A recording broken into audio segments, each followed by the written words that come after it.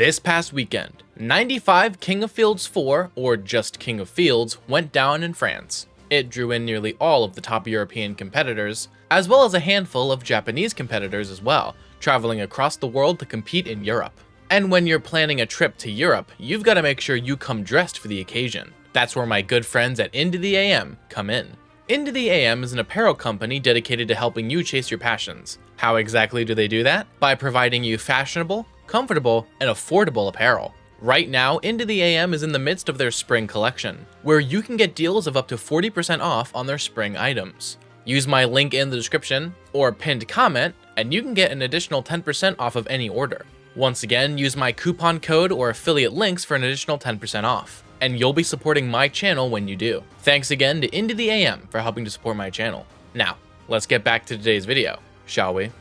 Today we'll be going over the top 8 finishers of 95 King of Fields 4, seeing their bracket paths and highlighting their sets in top 8 with montages. We'll get started by taking a look at losers 8s, those sets being Flow vs Gluttony and Raflow vs Super Semi. Let's start off by taking a look at Raflow and Super Semi.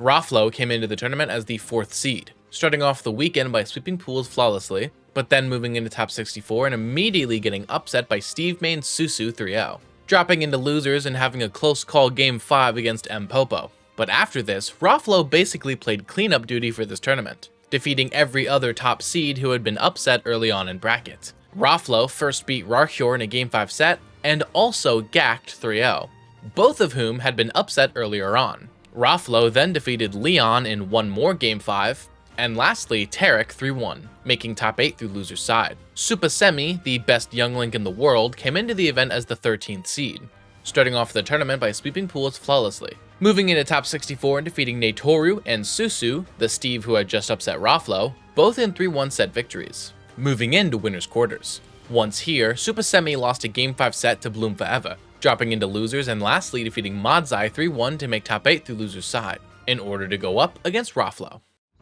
Raffle it off, part of wanting to finish things out, but there we go, the drag down for neutral air into a regrab, but not able to find that killing hit again. Something not quite able to find it though yet, getting back with a great use of Young Link's tether to use auto reticle to stomp Young Link off stage, wanted a down air to punish Young Link's recovery from above, but Young Link swiping up into that spot dodge there, expecting a retaliation from Raflow, but there we go, forward throw is what's used by Raflow, pulling the bomb and not able to keep up the same momentum, keep up the same little kind of like a few flowcharts that have been doing the work, but what a lovely ledge trump into a back air, find the exploding flame as well. But Raflow was not touched, things have started to spiral and you need to get off this ledge, Super Semi, but you can't even. And in the end, Raflow defeated Super Semi 3-0, moving on in bracket and eliminating Super Semi at 7th place as the 13th seed. It's now time for us to take a look at the other side of losers 8s, Flow vs Gluttony. You may be wondering why Gluttony is in losers so early, given the fact that he's entering the tournament as the 2nd seed. Well, the tourney started well for Gluto, sweeping pools flawlessly and moving into top 64. Once here, Gluttony defeated Phoenix and Modzai, both 3-0, moving into winner's quarters. It was at this point where Gluto lost, losing to Crepe Soleil's Steve 3-0, dropping into losers and lastly defeating Mezcal 3-0 to make top 8 from loser's side. Flow came into King of Fields as the 16th seed, the lowest seed to make top 8. And Flow started off the weekend by getting through pools, though not flawlessly, dropping a game to Nino. Flow made top 64 anyways though, next defeating Nero's in a game 5 set in an extremely rough matchup. However, Flow next lost to Mia 3-0, dropping into losers and defeating another rough matchup in Drybeast Pichu. And lastly, Flow defeated 2 fellow Roy mains, beating Ines 3-0 and Lancelot in a game 5 set, making loser's side top 8 in order to go up against Gluttony.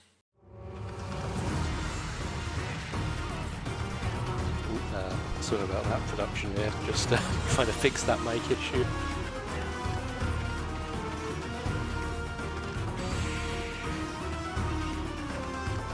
expertly and waiting for an F tilt instead. It's a neutral B from Roy that's found instead, and there we go, great conversion. Considering the fact that one more hit will do it, they just can't seem to secure any of these sweet spots they need to kill a 150% Wario, but that back air. It's been okay just to land those sour spots because they've been launching just enough to continue this combo. There we go, the down tilt, and really the roll that time is scrambling just that little bit, wants to secure the game before things get out of hand. Obviously, Watt was expended earlier, but it will be back in. Gluteny off, re-establish that neutral, and great air dodge to keep things left from spiraling. Oh my goodness, I found that Gluto's lost the win condition. Gluto almost finds the kill off the down tilt dash attack, and that could be it, but Flo does keep that jump intact. The back air seals the deal, and luckily he does hear me and finds his feet to safety. Out of the corner and in a air dodge, but managing to find an F tilt anyway. The up air has been reliable as anything, but the waft is forever. And in a close Game 5 set, Gluteny defeated Flo 3-2, moving on in bracket and eliminating Flo at 7th place as the 16th seed, with both of our 7th place finishers being the only two who weren't top 8 seeds. Before we can catch up with Gluto and Raflo in losers bracket though, we have to take a look up at winners semifinals, those sets being Mia vs Bloom Forever and Crepe Soleil vs Siski.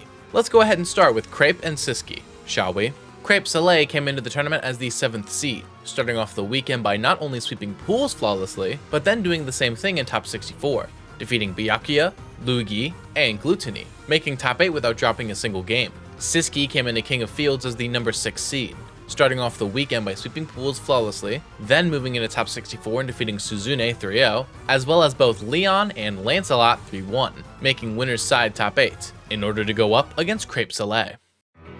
That command grab on wheels, unable to help give Crepe Soleil a commanding lead there, as the up smash whiffs the first time. With the demon to stay alive, that could be a punch recovery, but no, it isn't. Crepe Soleil's in disadvantage. Siski takes a minecart.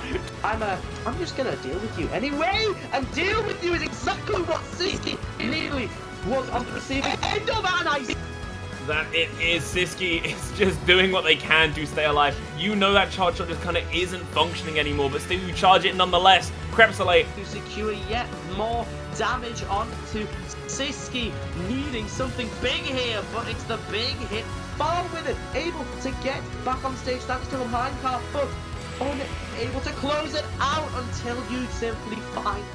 And ultimately, Crepe Soleil defeated Siski 3-0, moving on into winners finals and casting Siski down into losers bracket, which I predicted happening in my pre-tournament analysis of this tournament, as Siski doesn't have the best record against Steve players. We now need to look at the other side of winners semis, Mia vs Bloom Forever.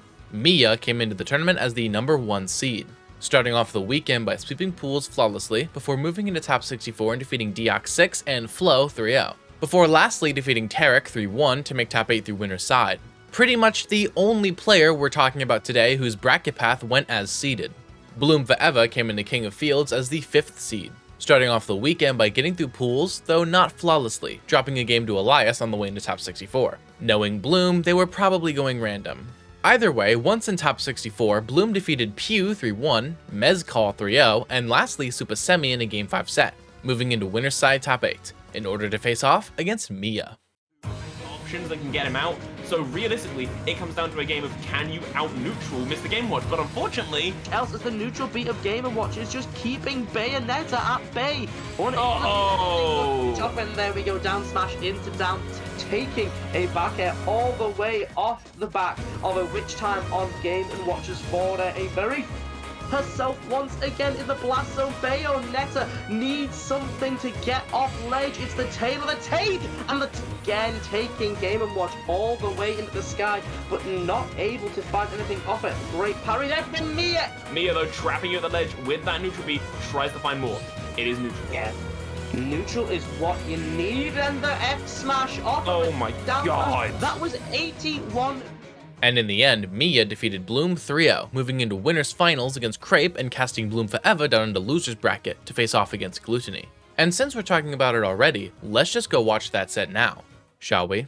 The thing is, when Bayo struggles to kill, Bayo loses all of her killing combos, she loses a lot of the strings that she relies on so comfortably. Yeah, and Gluto is going to be rocketing towards a second loss of the game pretty soon. There it is, ready to go, and just sets up strings to the bike, release. Game 1 where things slipped ever so slightly more and more into Wario's favour until there was an insurmountable lead for Bayonetta, who lands a beautiful down air. Hungry Horace just unable to leave the stage. Wanted to go at the buffet, but going is what he is doing. Able just to use that very basic option. Just get mix up with something. I'm not going to jump and then swing at you with this and do this and that. I'm just going to roll. Finally takes the stock, 118%. It's a tight spot to be in, but it isn't one that's impossible to come back. Oh, never mind. Eat your words, commentator. Probably going for a third. It's pretty telling what he wants, but Gluto's still baiting it out with the shield, rolling behind, makes it back to the ledge safe and sound. Gluto sets up with the bike, doesn't find another kill, but they're both rocketing to being over 150%. That's going to be a kill on that chomp. Game, set, match, Vinny! And ultimately, Glutony defeated Bloom 3-1, moving on in bracket and eliminating Bloom forever at 5th place as the 5th seed. Glutony now moved into losers semis, and to see who else would make it there, let's take a look at the other side of losers quarters. Siski versus Raflo. Charge shot and almost manages it. Reading a jump, but it's the back throw from Palutena that's going to secure it. The ledge is most lethal when Samus Aran is in control. But it's wearing them away. It is a waiting game. It's one of stamina and patience, and Siski is playing it well, but potentially not been safe to stream. That's okay. It didn't quite kill, and not quite kill is the story of them. Quite kill. Keeping scrapping for now. Right, and when you're in that percentage deficit, that's what you want to do. You want to be in the face of your opponent. It is risky as we gathering that data of what are you going to do when I keep dropping these bombs? What are your mixed? What do you fancy? Do you fancy a trip to the skies, Goddess Alive? Because he knows that he could make this a 2-slot by catching something straight. And if Rafalo's panicking, that straight thing's going to come from anywhere. And what happened? I think these two who usually get so much further in bracket, scrapping it out for a chance to maybe fight Glutony, to maybe go to losers. On the back foot there in terms of percent, it's only 1.4 in it, but it's what you're going to need, those micro loops, those little hits, and there we go, the screw attack is surely stale at the moment, but that back air is not, and that big hit brings it home. And in the end, Siski defeated Raflo 3-1, moving on in bracket and eliminating Raflo at 5th place as the 4th seed. Siski now moved on into loser semifinals, where Glutony awaited. Siski knows how to catch you lacking in that situation. The platform is not safe. You can just throw it at that perfect height to catch whatever option on it, but picks up the bike and caught with his hands full. Again, in a grab, almost not yet, gets the kill. I think his patience, Gluto's, is crazy. Like you said before, the resets as well, but the big up smash right there as well. Space it out. Hold on though, these up Bs are getting called out a lot of the time. He's very, very happy to press that eject button, but can't always rely on it. There's the waft, the patience again. Yes. Either way though, there's the fair, keeping it very simple. Can't find the kill though. And now they're both scrambling, and oh my god, double parry. Yeah. Hey, with the big he's got those. Well. Always a little bit of a look of shame, but now just out there. Finds the back air. That's the definitely taking advantage. Now bringing the game back to even. Yeah, he goes for that read, but not gonna get punished for it. Now we have a grab, and that rage is gonna be enough to. You can't run up shield anymore. No, you died sure not. So. And the charge shot right through a grab, almost gonna get the kill with an up throw. Just needs one more or a forward air. But I mean, Gluto, he might be the man to do it. I don't know. I've seen crazier things. Not today. Just the neutral air. Simple. And in a close Game 5 set, Siski defeated Glutony 3-2, moving on in bracket and eliminating Glutony at 4th place as the 2nd seed. A huge win for Siski, who is moving into losers finals and awaiting the resolution of winners finals, Mia versus Crepe Soleil. Crap. I mean, it's because, you're talking about the dashbacks, it's because obviously Game Watch's approach isn't exactly the best. You know, you usually rely on him. Oh, wow. Yeah, you know what I see. So, fair enough. And just off the bucket, yo. With one big opening, you can get so much, but he did opt to build the diamond. Crepe there, getting a little bit antsy with it, I feels like, because, and goes for the up smash twice in a row. Game & Watch classic. Very crazy mix up. There is so plus one shield to be insane. Ugh. Order no gets out of it with this guy over there. Now checking for another F smash into that, but it combo does take. You said it earlier. It's that pseudo. And ultimately, Mia defeated Crepe Soleil 3-0, moving into grand finals from winner's side and casting Crepe down into loser's finals for the run back from winner's semis against Siski. Back as, to hit outwards. Pretty smart. Yeah, brings you back into stage, gets the set, but yeah.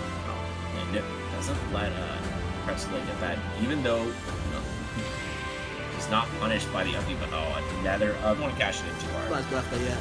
Not his birthday. He's like, oh no, I can't open it until Christmas. Yeah, trying to grab through something, but can't find it again. Siski finding the grab right there. There's the dunk. Okay, back into it. I'm telling you. To Crepe Soleil's game plan, trying to get the anvil, the minecart too. Yep, and the autopilot back air. The second one hits, and absolutely. There's an air push my way. I love the initial ads from Siski as well. I'm trying off the ledge.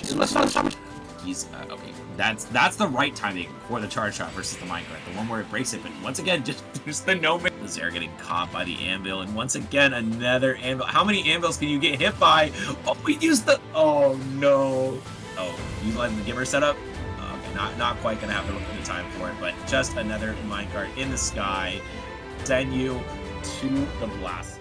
And in the end, Crepe Soleil defeated Siski 3-1, moving on in bracket and eliminating Siski at 3rd place as the number 6 seed after a massive run. And so, Crepe Soleil moved into grand finals from loser's side in order to face off against Mia yet again, to see who would become your champion of King of Fields.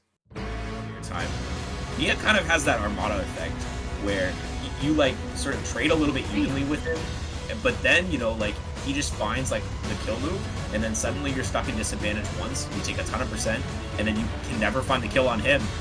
Yeah, you want to talk about wasting resources early on, might be biting his butt in the later half of this game. There's the down air as well, you can't escape. This is a just relentless assault from Mia, coming in so strong, catching Crepe Soleil's jump once again with a back air. So certainly a nice mix-up at the very least, but it's going to be enough to even get a game here. Just back air, almost enough to seal it out. One more hit from Mia is all we're looking for this tournament to be his, and that down smash sends out. And ultimately, Mia defeated Crepe Soleil 3-0 again, eliminating Crepe at 2nd place as the 7th seed, and with Mia winning King of Fields as the 1st seed, without dropping a single game the entire time, reminiscent of Mudace's run at Comicpalooza just last weekend. Although this tournament was a much bigger, much more important tournament. 95 King of Fields 4 did a lot of things to establish the new order in Europe. Of course, the long-standing tradition of Europe not being able to defeat Japanese players is staying true for the foreseeable future. But secondly, Crepe Soleil is by far the biggest story from this tournament, quickly being established as a new top player. Perhaps the reign of the old guard of Europe is quickly coming to an end, and when it does, we'll look back at King of Fields as our first indication. That's going to be it for today's video. Before I go, shout out to my patrons Seth Laster, Fireskull333, Logan S, Persipalm, Wawa, Mr. Sinister, Happy Feet, Ocean Man, Mistybot, and my tier 2 patrons Iltis, Diamond Blaze, and Ben L. Additionally, shout out my YouTube members DTR Jr., Defective, Boston R, GonaSP, Kirby Fan, Nexus, Loco Soco, and my tier 2 members Mike G, Wu-Tang Forever, and Stormtrooper. Lastly, extra special thanks to my tier 3 supporters Fat Blizzard, who says big deal make it out of his slump, Avadoon, who says Mr. Rice is the Go to Smash content, Iltis, who says MKLeo will always come back, and Grant I Am, who hasn't given me their message yet. If you want to support me using any of these methods, links are in the description down below. Don't forget to use my coupon code RISTER in order to get 10% off of any order from Into the AM. And lastly, I want to give one last sincere thanks to Let Me Fly for their continued support of my channel. Link to their Twitter page is also in the description. Don't miss tomorrow's upload. But until then, I've been RisterMice, and thank you all so very much for watching.